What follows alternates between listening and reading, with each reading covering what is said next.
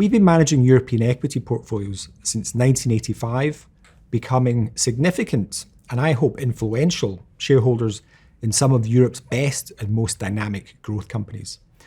We've only managed this investment trust for 3 years, and in performance terms, we had a very good start. However, over the last financial year to September 22, we've experienced, as managers and fellow shareholders, the worst period of performance we can ever remember.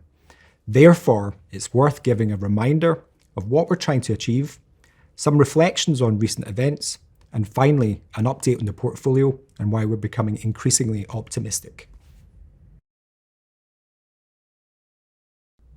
Our investment style has undoubtedly been out of favour. However, we're not going to change this.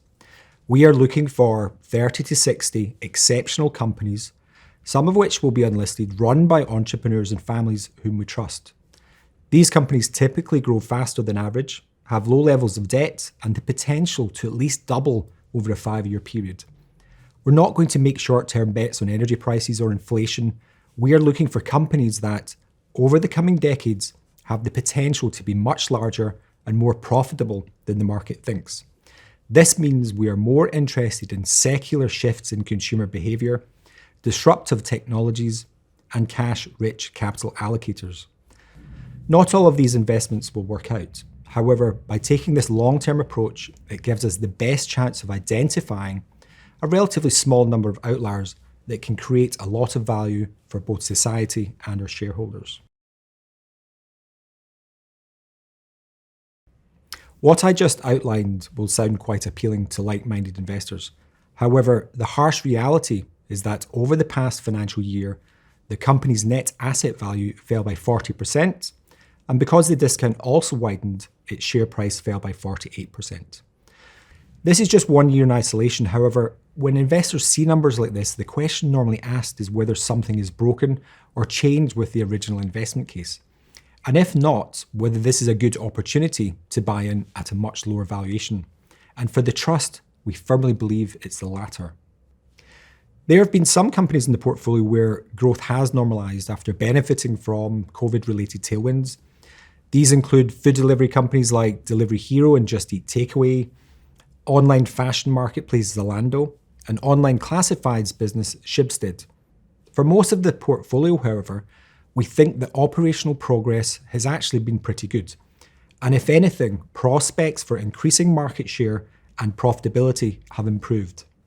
Competition, which has been funded by cheap and easy to access capital, has also retrenched and become much more rational.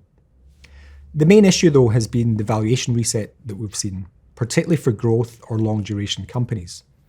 Higher and more persistent inflation has led to higher interest rates, and this has led to a much faster and greater correction in company valuation multiples than we expected.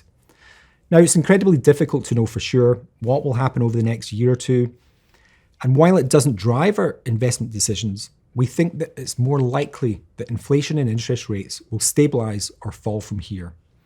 Either way, we strongly believe that over long periods of time, it's growth in cash flow and sensible capital allocation that will create the most value. And this is what we continue to focus on. As always, it's important that we take advantage of dislocations between price and genuine value. So we've added to many of our existing holdings where we don't think the investment case has actually changed, but where the share prices are materially lower, in some cases by more than 60 or 70%. And at the same time, we've been opportunistic and added some new names to the portfolio. Some of these we have followed and admired for a long time, but valuations, which had put us off in the past, have also now fallen sharply.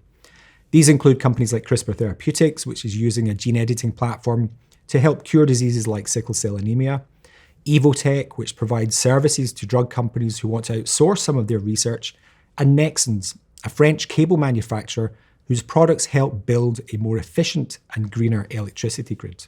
We also invested in McMackler, a private online real estate agent, taking our overall private company exposure to around 11% of total assets.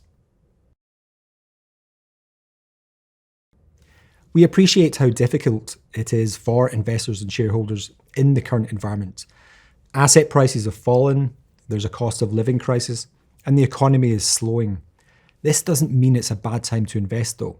When your perception of the world and the valuations of the companies making it a better place differs greatly from consensus, the probabilities of generating positive returns can be much higher. Europe as a region is unloved, growth is out of favour, discounts on holding companies and investment trusts have widened, and the price we are paying to access innovation and exceptionally smart management teams who can deploy capital at high rates of return is now much lower. It's not going to be any less volatile, but for those with a long-term mindset, the future looks a lot brighter.